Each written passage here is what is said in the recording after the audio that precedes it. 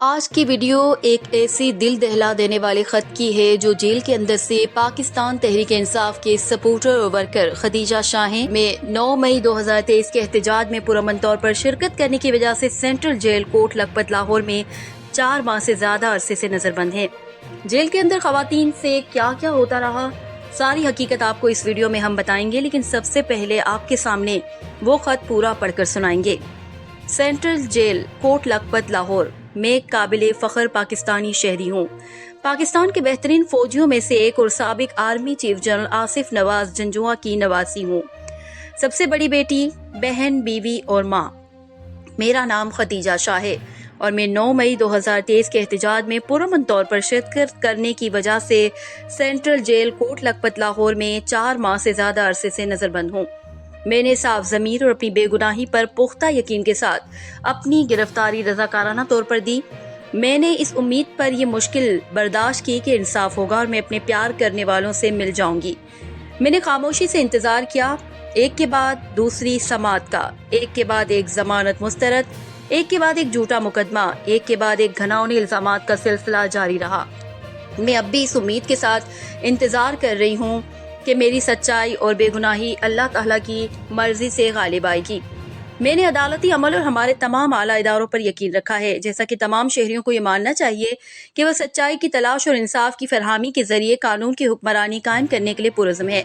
میں یہاں اور بیرون ملک پاکستانی عوام کی میرے لیے دی گئی تمام محبتوں، تعاون اور دعاؤں کی مشکور ہوں۔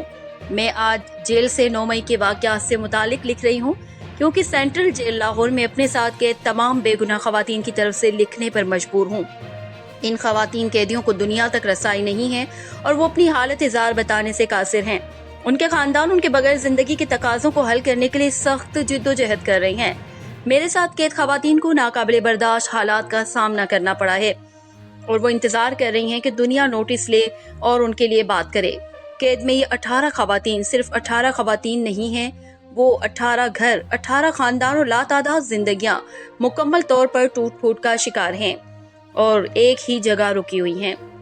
میں تمام 18 لوگوں کے دل دہلا دینے والے واقعات تو نہیں بتا سکتی، لیکن میں کچھ ایسے لمحے شیئر کرنا چاہتی ہوں جو ہر گزرتے دن کے ساتھ سامنے آ رہے ہیں تاکہ ہم سب میں موجود ہمدردی اور انسانیت کو نقصان پہنچایا جا سکے۔ افشاں طارق گھریلو بیوی ہیں جن کا ایک ہی بیٹا ہے اور وہ محدود ذرائع کے ساتھ ایک چھوٹا خاندان ہے۔ افشاں 2 ماہ سے جیل میں ہے اور ان کے بیٹے نے گھر کا پکا ہوا کھانا نہیں کھایا ہے۔ ان کی آنکھیں ہمیشہ آنسوؤں سے نم رہتی ہیں۔ فرزانہ خان 5 بچوں کی ماں ہیں۔ اس نے ساری زندگی اپنے خاندان کی کفالت کے لیے کام کیا اور اب وہ ایک کیفے کی مالک ہیں۔ ان کے بچوں اور کام کو بے حد نقصان ہو رہا ہے کیونکہ وہ 2.5 ماہ سے جیل میں بند ہیں۔